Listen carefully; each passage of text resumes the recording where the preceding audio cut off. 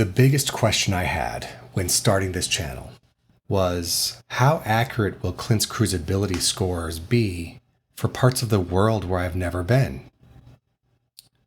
Well, this summer we're about to find out because I'm going to Norway.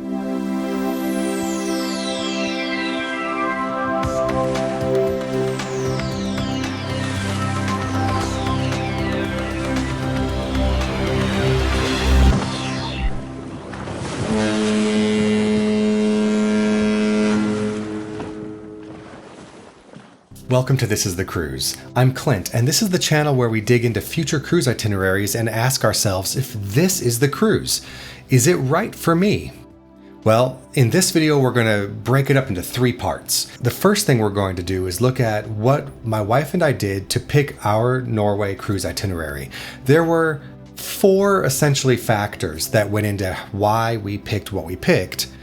Then I'm going to go ahead and rate similar cruises, and then I'm going to take a little break, go to Norway, and when I come back, I'll release part 3, where we see how accurate my ratings really were. I mean, ultimately, this is for research, right? I'm doing this for science. Okay, so let's first talk about how we picked our Norway cruise.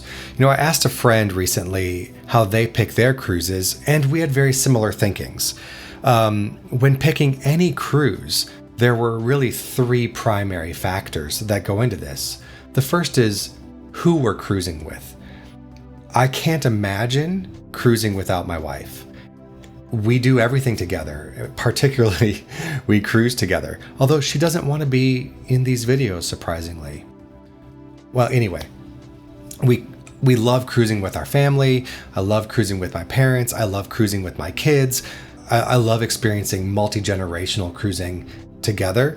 We also cruise with our neighbors. We have different perspectives of what we get out of cruising, and I love that, and it just brings more to the experience.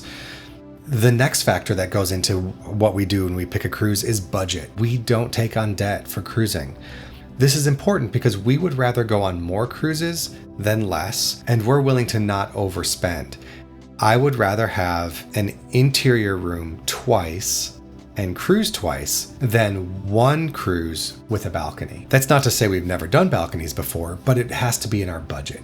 And finally, the third factor is what available time do we have?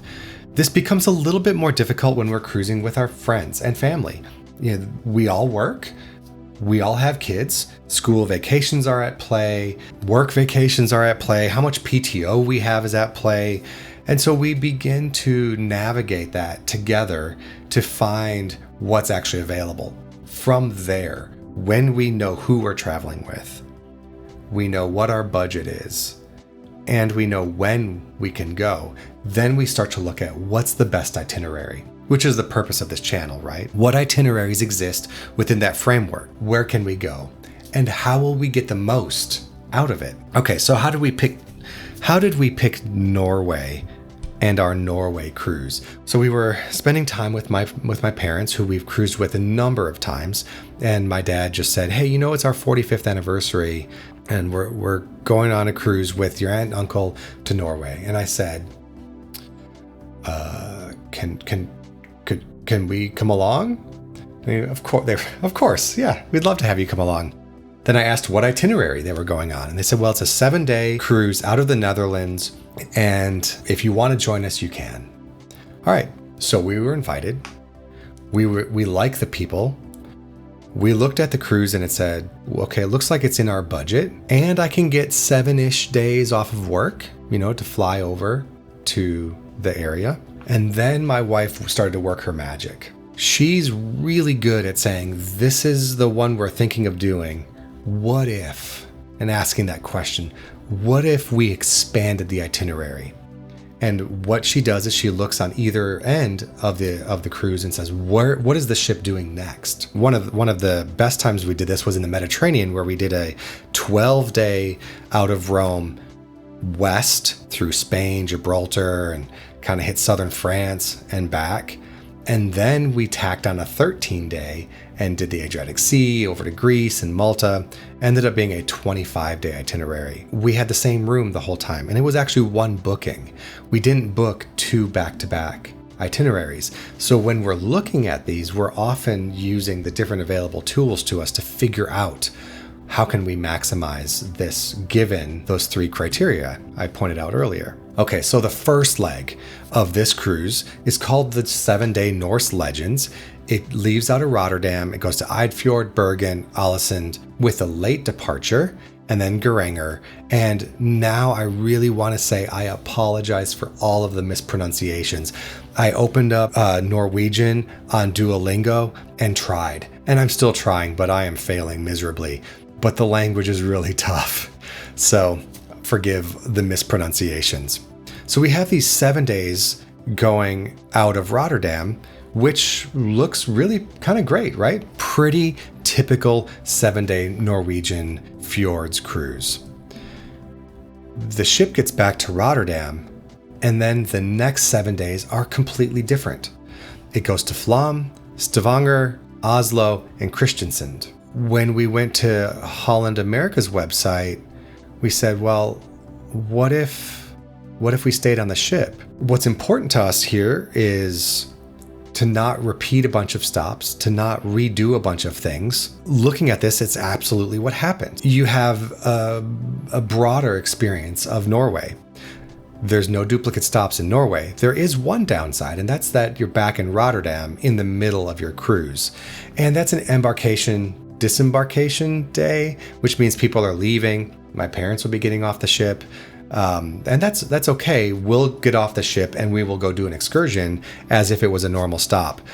But the major bonus, the really big factor here, why we do it this way, is that we can book a round trip, and it's the same cost for us to fly in and out a week later than a week earlier. So since that flight is basically a fixed cost, why not just extend the trip, given that I can get that PTO at work? So what does the ship do after this one? Well, there's a 14-day that adds the Arctic Circle and Scotland. It does go to Ålesund again, which is in the first half of the previous 14-day. But then you have a few new stops and you go all the way up to North Cape. You do cruise up there, then you come back and you have 3 stops in Scotland. And my wife came to me and said, what if we did the ultimate?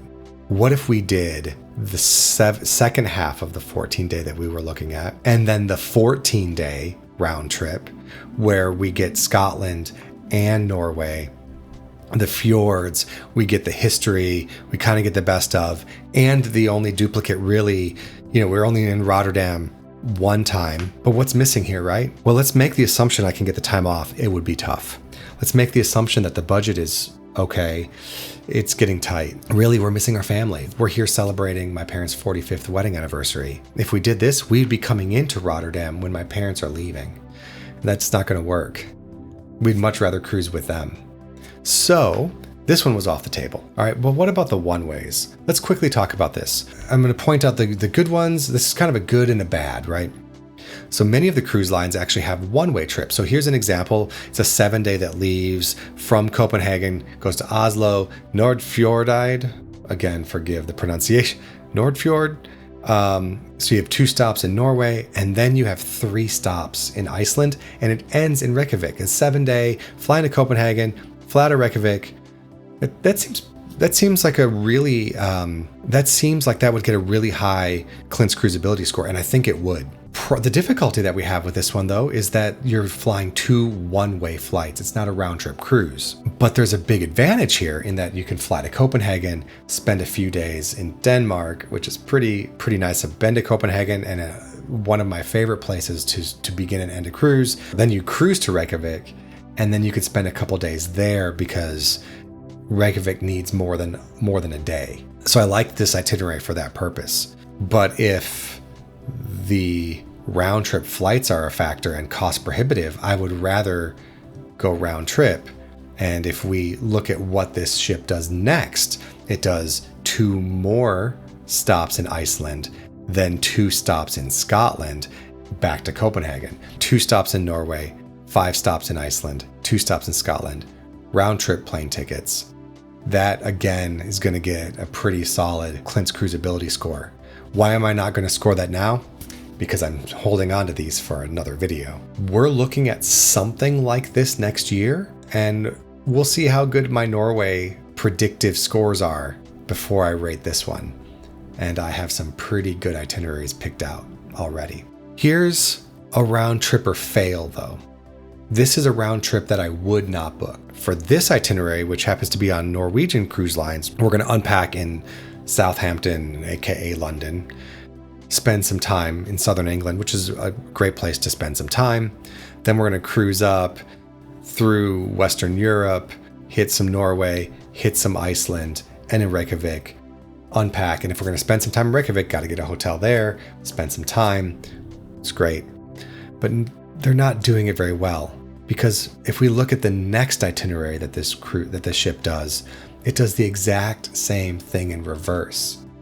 I think they're missing an opportunity here, because what if I wanted to do a 14-day and stay on the Norwegian Prima, which is a nice ship, but I can't. I mean, I can, but I'm just going to see the same things again. All right, so to recap, when picking an itinerary, remember your main criteria and stick to it. For me, it's who we're traveling with, the who. It's the budget. How much can we spend? We don't go over that.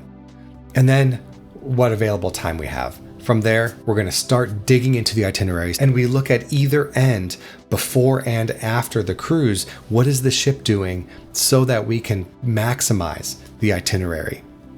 A bonus tip I have for you is to use cruisemapper.com to dig in deeper into the ship itineraries. I'm going to do that when we come back to Norway and show you how this really informed what we were going to do. But first, let's dig in to rating some of these itineraries, and we'll do that in part 2. We'll see you there.